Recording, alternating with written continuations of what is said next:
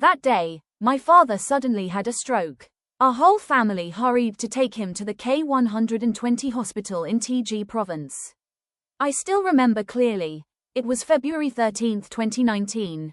Although I am only an adopted child, the love my parents have given me is no different from that given to their biological children, and I feel the same way toward them.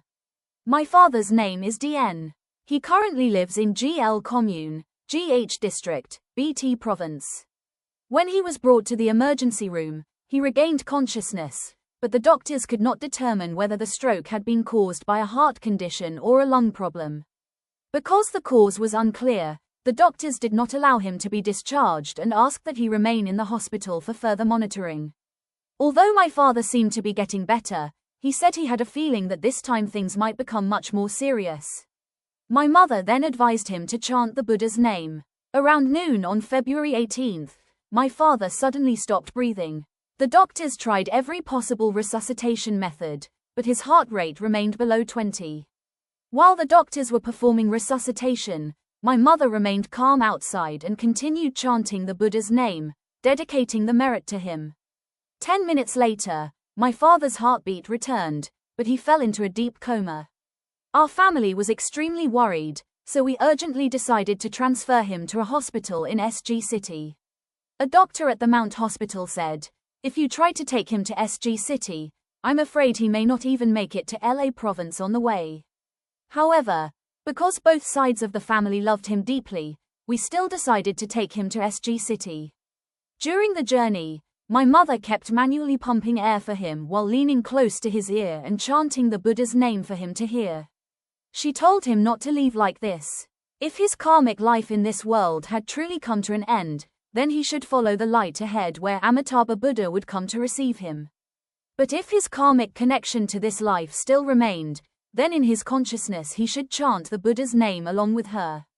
She continued like this all the way until he arrived at the hospital in SG City. When we arrived, the doctors said my father had only a 30% chance of survival. The golden window for treatment had already passed, and he was in a very deep coma. Everyone who came to visit him burst into tears, but my mother and I remained calm and advised everyone not to cry. Instead, we encouraged them to chant the Buddha's name together and perform good deeds, dedicating the merit to him.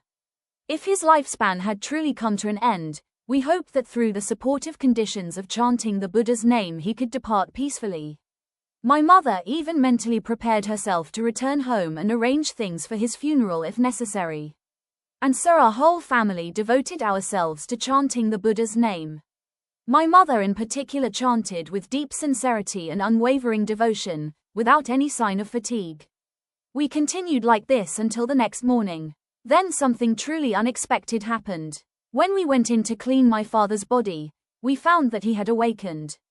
He was very clear-minded, his eyes were bright, and his complexion looked healthy and rosy, though he had grown thin from not eating during his many days in the hospital. At that moment, when my father had fully regained consciousness, my mother finally cried, tears of happiness. All of us were overwhelmed with joy and together turned our hearts toward the Buddhas with deep gratitude. We thanked them for showing us the path, giving us a way out of suffering, not only in this life, but for countless lives to come.